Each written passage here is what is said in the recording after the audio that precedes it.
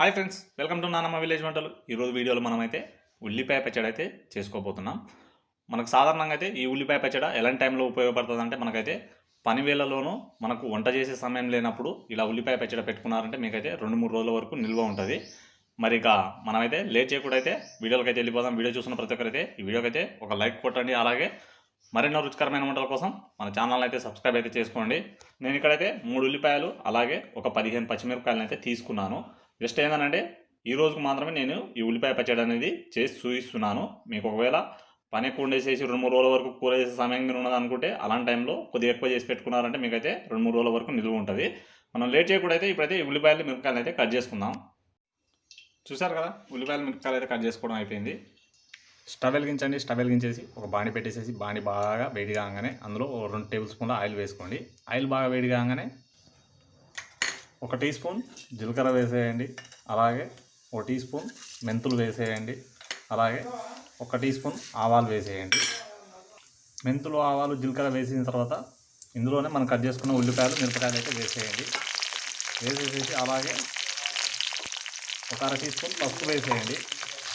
పసుపు వేసేసి ఉల్లిపాయలు అంటే బాగానైతే ఆయిల్లో అయితే బాగా ఫ్రై చేసుకోవాలి. ఉల్లిపాయలు మిరపకాయలని మిరపకాయలు 2 నిమిషాలు బాగా వేగిన తర్వాత ఇందులోనే ఒక 6-7 ఎల్లిపాయలు వేసేయండి. అలాగే ఇందులోనే కొంచెం పుదీనా వేసుకోండి. పుదీనా వేసి ఒకసారి మళ్ళీ బాగా కలిపేసేయండి. చూశారు కదా, ఉల్లిపాయలు మిరపకాయలు అయితే ఈ మాత్రం ఫ్రై అయితే సరిపోతుంది. మనకైతే నూనెలో ఎంత బాగా ఫ్రై చేసుకుంటే మనకు పచ్చడి కూడా ఇంకో రోజు అనేది నిల్వ ఉంటుంది. ఇప్పుడైతే దీన్ని అయితే తీసి ఒక ప్లేట్లోకి అయితే పెట్టుకుందాం. ఒక ప్లేట్లోకి పెట్టుకున్న తర్వాత కాస్త చల్లారిన తర్వాత మిక్సీకి వేసుకుంటే మనకు ఉల్లిపాయ పచ్చడి అయితే రెడీ. ఇప్పుడు కాస్త చల్లారే వరకు అయితే ఆగుదాం. కాస్త చల్లారిన తర్వాత ఒక మిక్సీ గిన్నె తీసుకొనేసి మిక్సీ గిన్నె వరకు అయితే వేసేయండి.